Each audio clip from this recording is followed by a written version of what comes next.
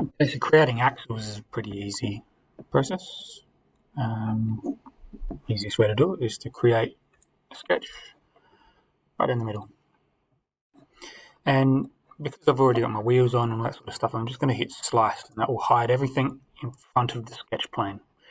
So still see the other half of the car. Everything is sort of in front of that sketch plane gets hidden out.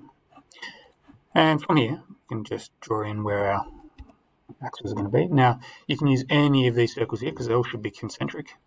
And we'll just project those in. So P on the keyboard. Yes, that's that center point.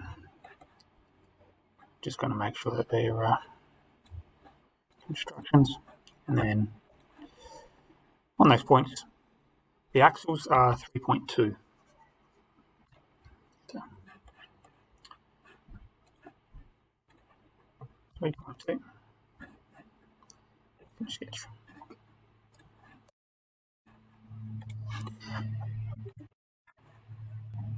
And then we can extrude those.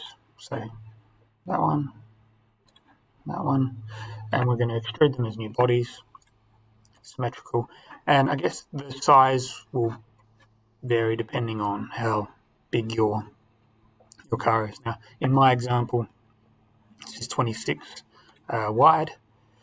It's got the grommets on there, so I think they're about 1.5 each. So it'll need to be at least 29 just to get to the wheel itself. And then you want at least 10 mil inside the wheel. So if we just go distance in total, it's going to be 29 plus 10 plus 10, so 10 mil on either side.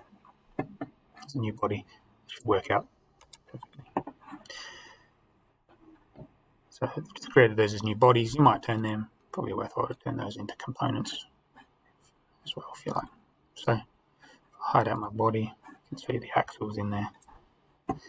They're brass, so if you want to paint them up in brass, that'd be 8. Look in the metals. Polished brass. Done. Yeah, so just create those, turn them into new components because we'll need to. And the reason why we're going to create them is so that we can represent it in our drawings. So that's it.